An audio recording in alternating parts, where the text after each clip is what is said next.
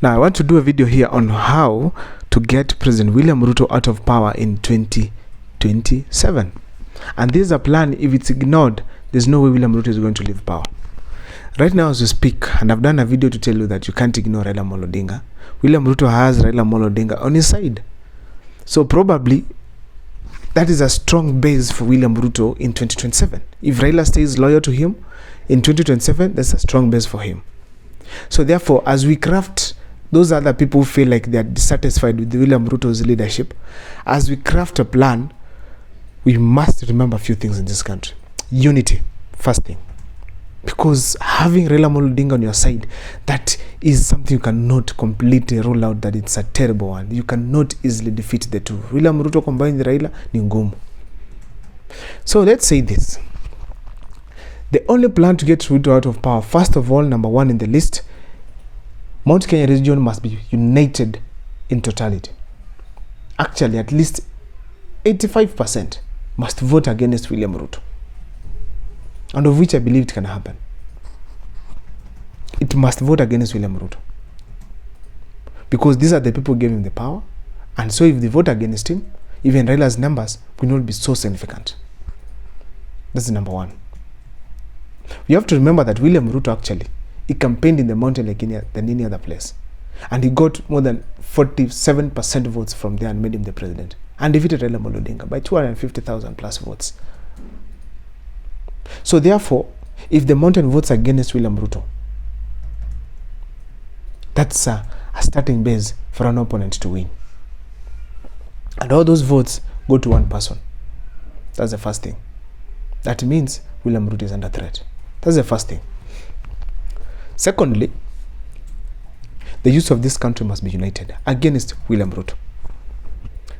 We are the majority in terms of numbers. Even the voters, the eligible voters in this country, we are the majority. If all these youths register, at least 80% register, and also vote during the elections, then William Ruto is going to go home very early in the morning. So the youths plus the mountain, we are done. William Ruto is going home with those two alone. That is a clear plan to take William Ruto home. Why?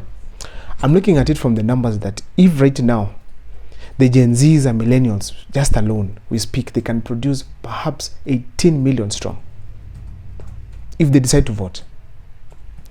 Then now, there are those who are in Form 3 and Form 4 who could be 18 years by 2027. And then they register as voters and then vote. These people can bring almost roughly 5 plus million. So we can take William Ruto home with 20 plus million in 2027 if everything remains the way it is right now. Assuming that everything remains the way it was in 2027, now we go tribally. There's some combinations that we must have. Have a presidential candidate from the mountain, first of all, so that we can get 100% of the votes of the mountain people. Or even 90%, or it is 5% plus from the mountain people. Because the moment the mountain people have a presidential candidate, there's that inner feeling to come out and vote. So the Kenyans, we just need to identify a good leader from there, because there's nothing like tribe here. It's all about getting numbers. A good leader from there, someone who can perform in this country, and then give him the support. So once we identify a leader from there, let's talk of Irungu Kangata or Peter Kenneth. Then we support him now fully in this country. And then this person gets a running mate from the Luhya region. The Luhya region. Or even it can be not necessarily Luhya region. We can have the Luhya region. We can have the Kamba region.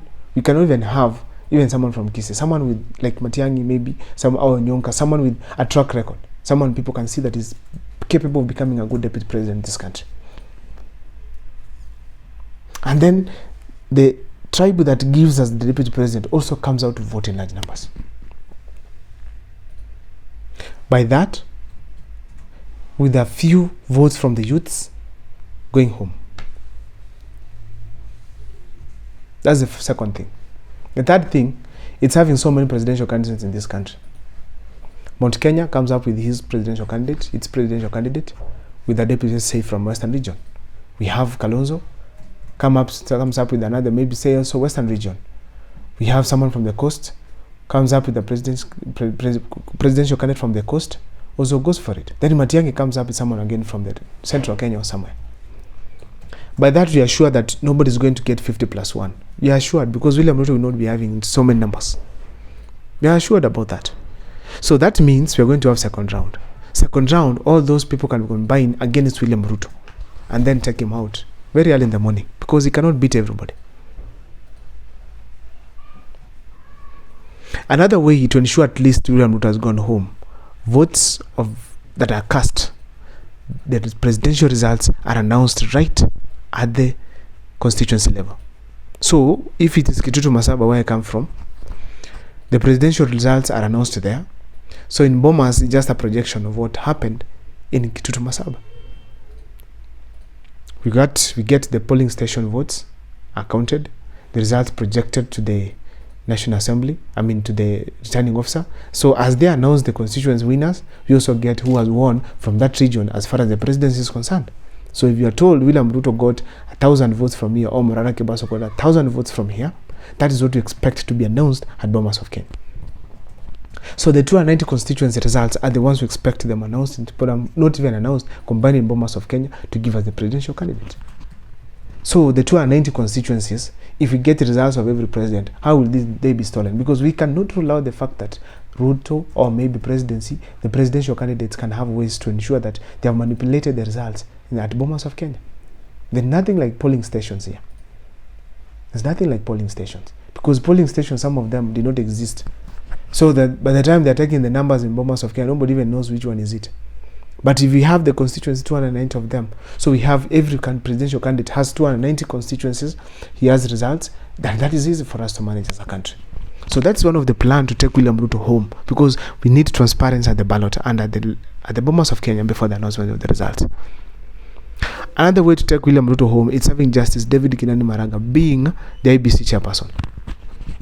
Yeah, because we need transparency, we need hope from Kenya that things are going to be right. And that's the only person right now as we speak who has the integrity that we need in that seat, and even the qualification. Once we have such people and such a plan, we are definitely going to take him home. Last but not least, Raila not supporting William Ruto. Raila deciding now, I'm going to part way with William Ruto in 2027. Who will William Ruto be left with? Simple.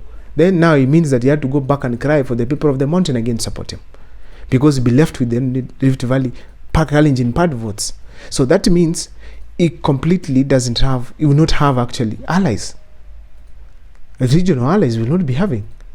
So if Raila leaves right now, Ruto is in the hands of Raila. We all know that. I've done a video on that. You can go and check. So if Raila leaves, that means William Ruto is left as an orphan. He has the power, money, but without the votes.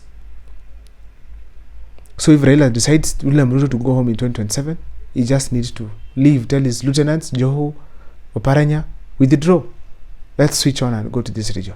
That is how simply Ruto can be taken home. I don't know what is your opinion. Can if this is the first time of watching our videos, please let me in the comment section that this is what you think is the best plan to take William Ruto home. Please make sure that subscribe, like and comment. And for those who've been following, thank you so much. For those who want to interact, my number is always on my profile. Please make sure that we check. We can always interact. See you next time for more videos.